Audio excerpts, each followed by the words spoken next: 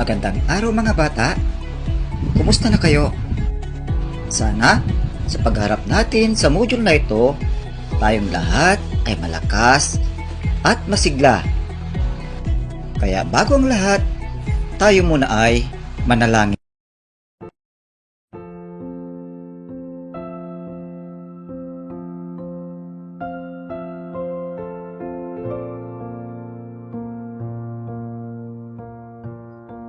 Mahal naming Ama sa Langit,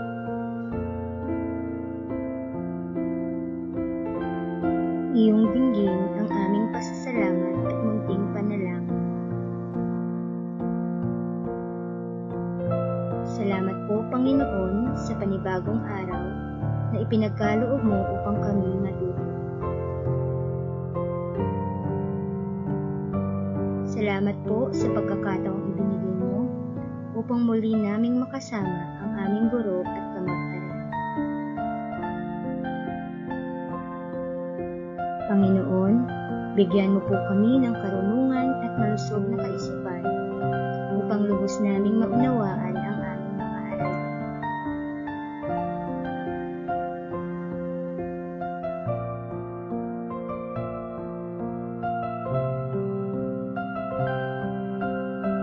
Panginoon, sa lahat ng oras, ikaw ang aming lakas.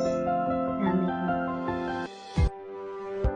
Welcome sa ikaapat na markahan at ikatlong module.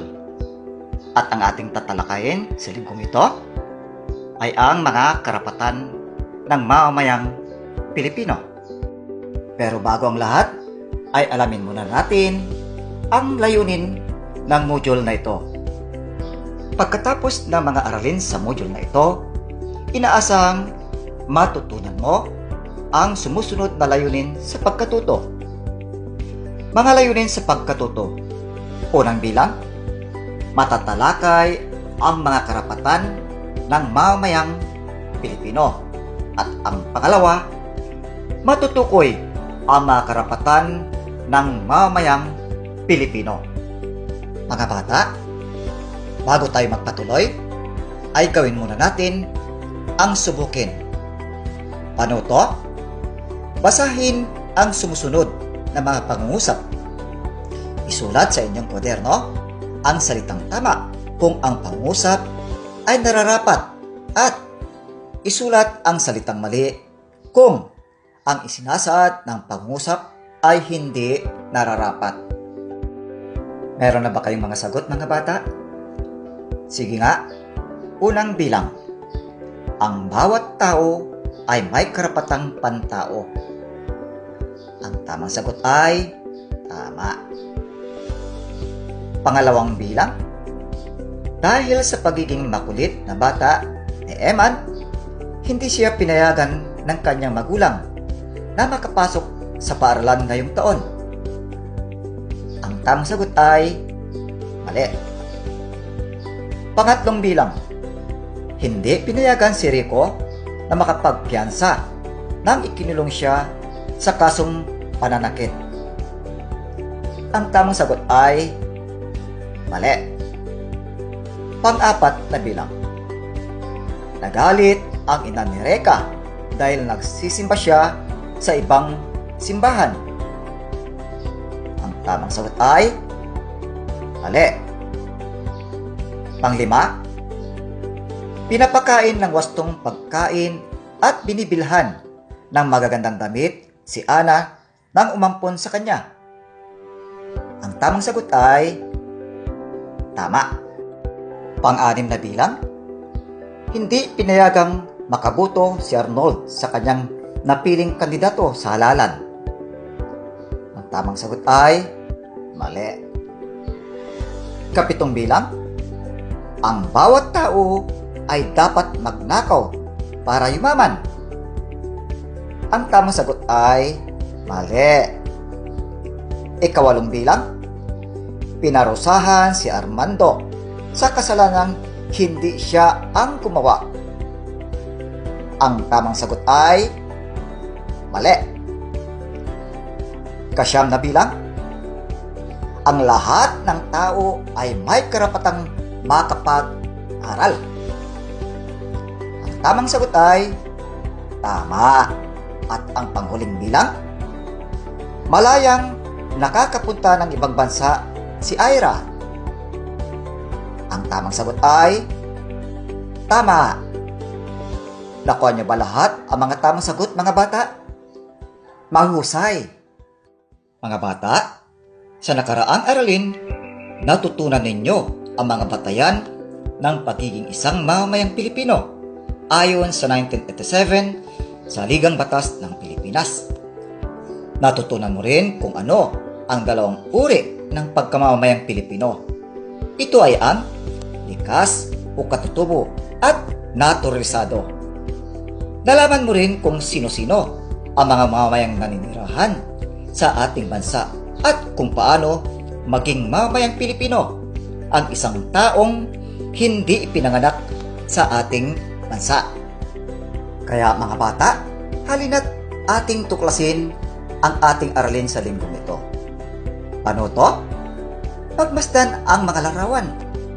Isulat sa inyong kwaderno ang isinasaad ng bawat larawan. Meron na ba kayong mga sagot, mga bata? Sige nga, unang larawan. Ano ang isinasaad ng unang larawan ulit? Isang batang nagsisimba, tama. Ikalawang larawan. Ito ay ang magkasama ang pamilya. Mahusay. Pangatlong larawan. Ito ay ang isang batang nag-aaral. Mahusay. At ang kaapat na larawan, mga taong bumubuto sa halalan. Nakuha niyo ba ang lahat ng tamang sagot, mga bata? Mahusay!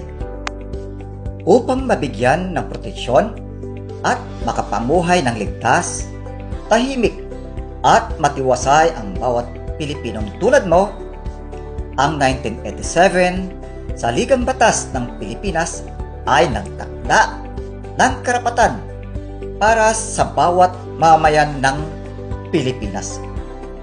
Habang bata ka pa, mahalagang malaman mo na ang mga karapatan mo ng iba pang batang tulad mo at ng iba pang mga Pilipino upang maging gabay mo sa pakikitungo sa iyong kapwa-tao at pakikiisa sa lipunang iyong ginagalawan.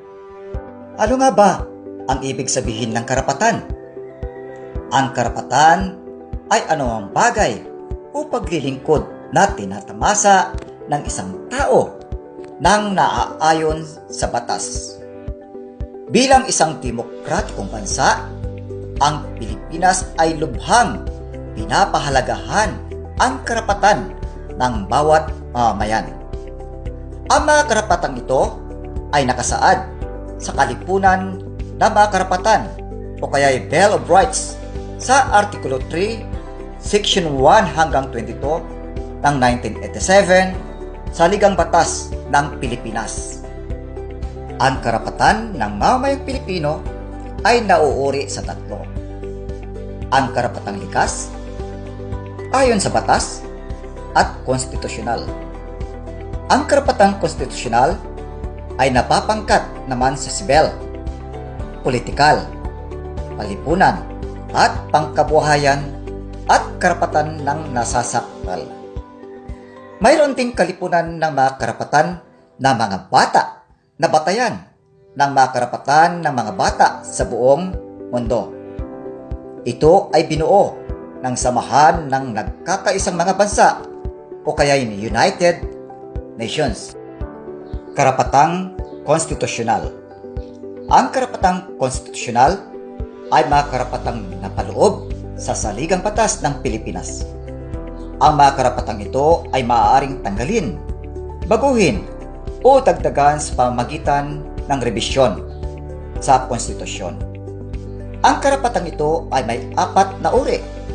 Ito ay ang sibel, politikal, palipunan, pangkabuhayan, at karapatan ng nasasaktal. Karapatang sibel. Ang karapatang sibil ay tumutukoy sa pagtatamasa ng mamamayan sa kapayapaan at kaligayahan sa buhay tulad ng sumusunod. Karapatang mabuhay, karapatang magsalita at ipahayag ang sarili, karapatang hindi mabilanggo dahil sa pagkakautang, karapatang magkaroon ng tirahan at ari-arian, karapatan laban sa sapilitang paglilingkod, karapatan na mabigyan ng pantay na proteksyon sa batas, karapatan sa hindi makatwirang pagdakip at paghalughog, at ang karapatan sa mabilis na paglilitis. Karapatang politikal. Ang karapatang politikal ay ukol sa kaugnayan ng mamamayan sa pamahalaan at sa mga gawain nitong politikal tulad ng sumusunod. Karapatang bumuto at makilahok tuwing mayroong halalan. Karapatang magpetisyon, kalayaang magsalita, maglimbag, at magtipon-tipon. Karapatang bumuo ng samahang hindi labag sa batas. Karapatang gumanap ng tungkuling pampubliko at ang karapatang alamin ang mahahalagang impormasyon ukol sa pamamalakad ng pamahalaan. Karapatang panlipunan. Ang karapatang panlipunan ay isang karapatan na makakatulong sa pangangalaga sa kapakanan ng mamamayan sa isang lipunan na kanyang kinabibilangan. Ito ay ang mga sumusunod. Karapatang pumili ng relihiyon, karapatang maglakbay, at ang karapatan sa lihim na komunikasyon at korespondensya. Karapatang pangkabuhayan. Ang karapatang pangkabuhayan ay makakatulong sa pangangalaga sa kapakanan ng kabuhayan ng mga mamamayan tulad ng sumusunod. Karapatan sa edukasyon, karapatang pumili ng propesyon o hanap buhay, karapatan sa pagmamay-ari, karapatang bayaran ng wasto sa pribadong ari-arian na ginamit ng pamahalaan, karapatang makinabang sa likas na yaman, at karapatang maging ligtas sa maruming kapaligiran at pagawaan. Karapatan kapag nasasaktal. Ang karapatan kapag nasasaktal ay isang karapatang sibil. Pinangangalagaan nito ang isang nasasaktal laban sa isang kasalanan sa pamamagitan ng makatarungang paglilitis.